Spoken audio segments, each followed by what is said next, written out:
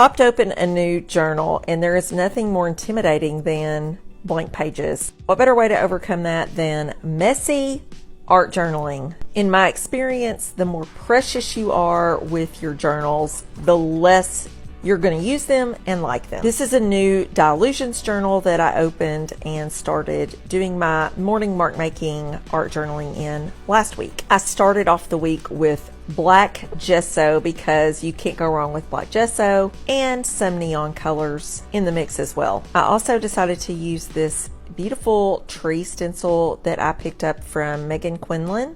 You can get your own, you know where to find that link. This is a 2-part stencil, so you can have the branches and then the outside of the tree. And I used this really cool shimmery green and wasn't sure if I liked it or not, but turns out it looks pretty cool. This background is so messy, but I decided that these trees made it look a little bit more grounded. So I cut the letters grounded out of a piece of deli paper, and if you see that my U is backwards, no you didn't.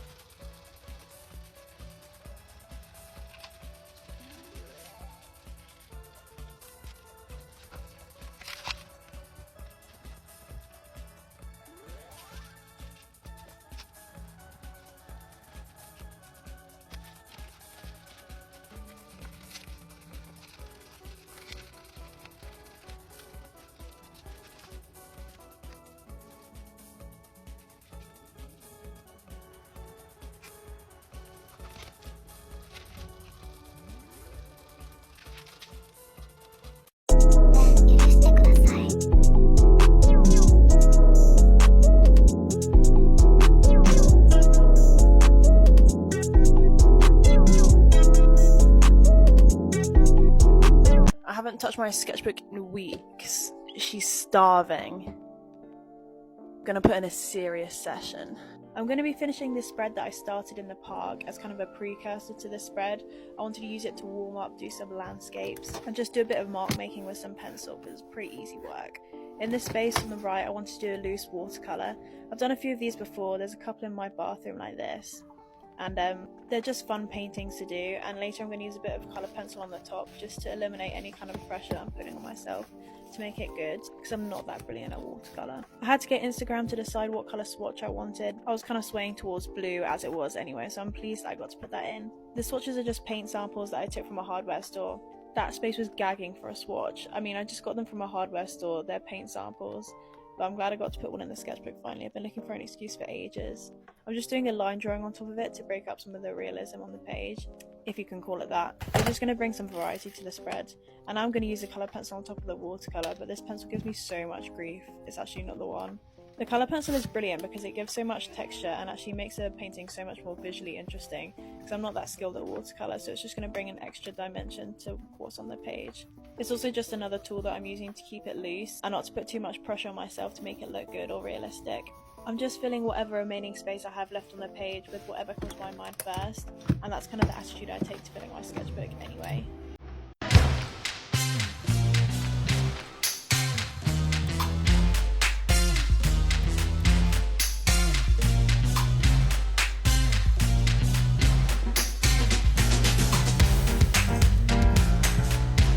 Do when you go through your old sketchbook and try and re-update it and you find this ugly art right next to something beautiful that you just made the other day? Well, here's what you gotta do.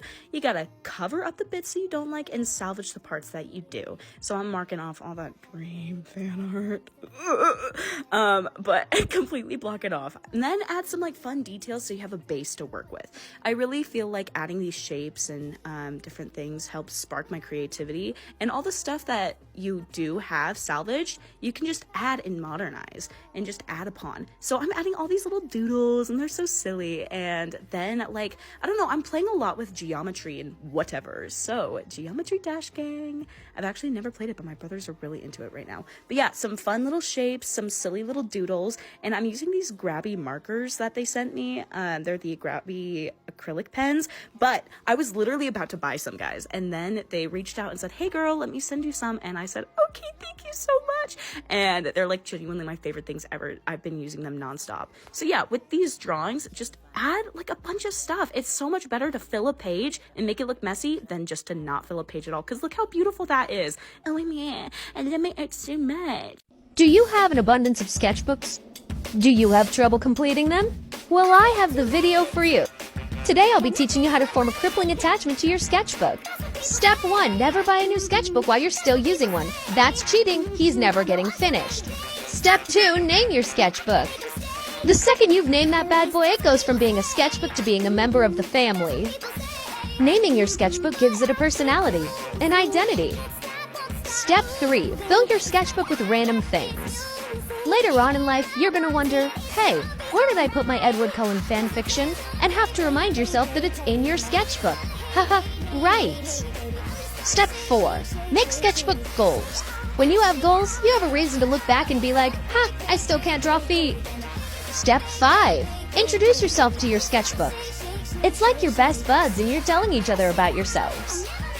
Step 6. Introduce your sketchbook to your pet. Or do it the other way around. Make sure everyone is best buddies. Hanako approves. Remember, this is your sketchbook. You can do whatever you want with it. You can fill it with things, you can paint it, you can fill it with money, you can stomp on it with your special Batman socks. You can throw it at stripper Jimin. It's yours. Do what you want.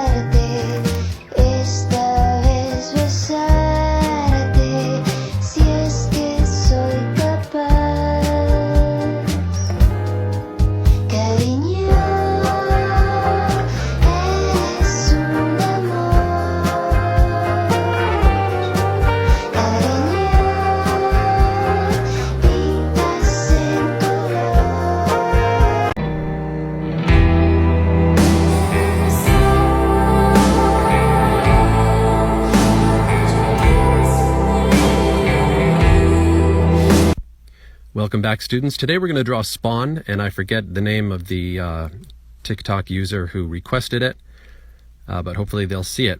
Spawn was actually one of the only comic books I collected as a kid. I had issues 1 through 50. I thought he was such a great character. So like Spider-Man, it looks like he's wearing a faceplate.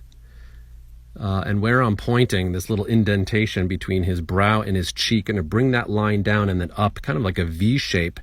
And then the eyes just go right underneath that.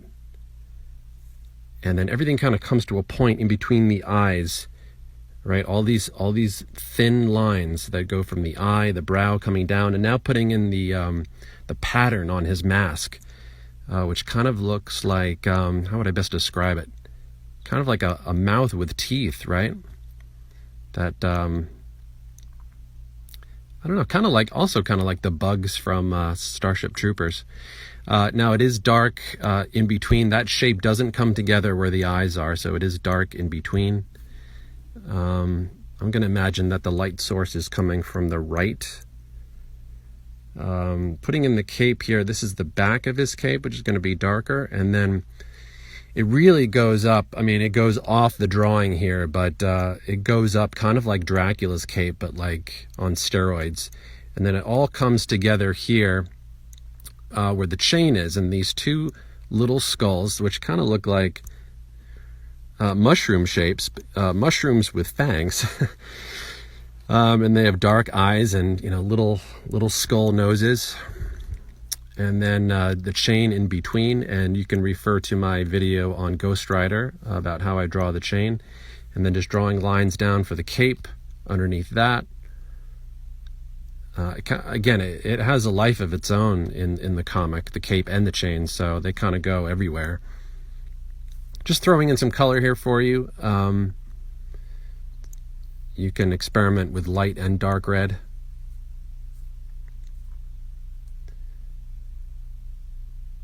I am going to make it dark towards the bottom and in between the eyes, but have it get a little bit lighter as it gets towards the top of the head. And then you can use a thin pen like a micron to just put in those lines around the eyes a little bit. But notice I've left a space right there so I can put in his magic green energy, whatever, coming from the eyes, which I really think is pretty cool when you read the comic.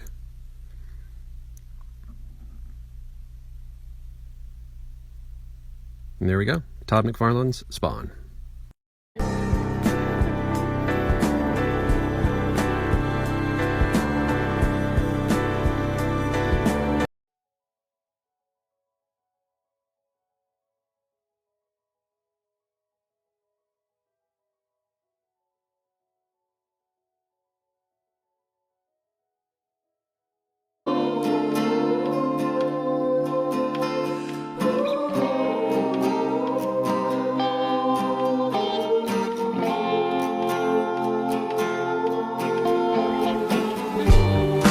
Did you ever want it? Did you want it back? All mine.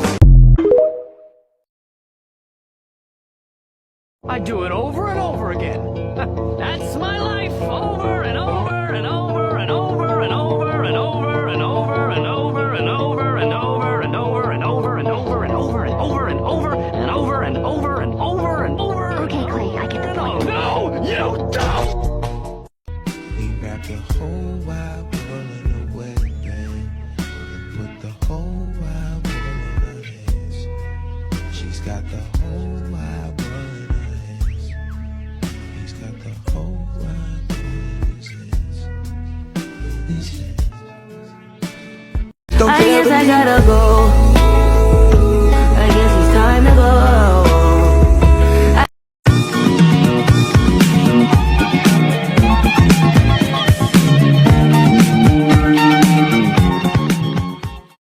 Where do you go when you disappear all day? Just drive around. Sometimes I go to a bar. Sometimes I pull over by the side of the road. Just sit there for hours. Why? And you'd rather do that than spend time with me. Because you know, in a moment, they could all.